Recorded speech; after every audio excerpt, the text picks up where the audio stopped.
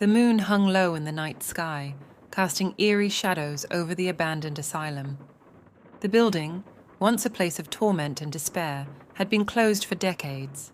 But tonight, the echoes of its dark past would come alive once more. Mark, an adventurous young man with a fascination for the macabre, had heard rumors about the asylum's haunted history, stories of patients subjected to cruel experiments, and a deranged doctor who reveled in their suffering had piqued his curiosity. He decided to spend the night there, armed only with a flashlight and his unwavering determination. As Mark cautiously entered the asylum, the air grew colder, and the faint sound of dripping water filled the silence. The walls were stained with years of neglect, and the flickering fluorescent lights overhead barely illuminated the narrow, winding hallways. Every step he took sent shivers down his spine, but Mark couldn't turn back now. He had come too far. As he ventured deeper into the asylum, he noticed disturbing graffiti on the walls, symbols and messages that hinted at a cult's presence. Panic gnawed at the edges of his resolve. Suddenly, a blood-curdling scream pierced the air. Mark's heart raced, and he instinctively crouched behind a decaying hospital bed. The scream had come from somewhere nearby, echoing through the empty corridors. He strained to listen, praying it was just a figment of his imagination, but then he heard it again, closer this time. It was the chilling cry of someone in agony, and it sent a chill down his spine. Mark knew he should leave immediately, but he couldn't abandon whoever was suffering. He carefully followed the sound of the screams, his flashlight trembling in his hand. The trail of ominous graffiti led him to a rusted metal door, its hinges creaking ominously as he pushed it open. The room beyond was a nightmare incarnate.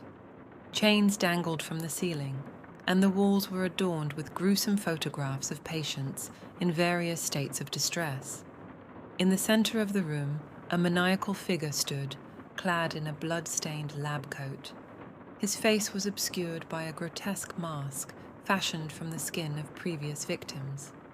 Mark's breath caught in his throat as he realized the screams were coming from a young woman bound to a rusted gurney. Her eyes, wide with terror, met his, silently begging for help. The maniac's voice cut through the air like a blade. "You shouldn't be here," he hissed, the mask distorting his words into a nightmarish growl. Mark's mind raced, his adrenaline-fueled instincts urging him to flee. But the desperate plea in the woman's eyes held him in place. He knew he had to do something. He had to save her. With trembling hands, he raised his flashlight and aimed it at the maniac. The sudden burst of light momentarily blinded the madman, who screamed in agony, clutching his face. Mark seized the opportunity and rushed to the woman's side, frantically working to free her from her restraints. Just as he managed to loosen the last strap, the maniac recovered and lunged at Mark. They grappled in the dimly lit room, a frenzied battle of survival. Mark's heart pounded as he fought to stay alive, to protect the woman he had just rescued. During the struggle, Mark's flashlight was knocked from his hand, casting them into darkness. Blows were exchanged, and Mark felt a searing pain in his side as the maniac's weapon found its mark. But adrenaline coursed through his veins, and he managed to overpower the madman long enough to grab a shard of glass from one of the framed photographs. In the pitch-black room, they circled each other, their breaths heavy and labored. Mark could hear the madman's ragged breathing, his deranged laughter echoing off the walls. With a sudden desperate lunge, Mark plunged the shard of glass into the maniac's side. The maniac's laughter turned into agonized screams, and he crumpled to the floor. Gasping for breath, Mark managed to find his way back to the woman. He helped her to her feet, and together they stumbled out of the room, leaving the maniac behind in the darkness. They emerged from the asylum, their bodies battered but alive. The first rays of dawn were breaking on the horizon, and the asylum stood as a foreboding silhouette against the morning light. As they made their way to safety, Mark knew he had ventured into a nightmare and come face to face with a true maniac.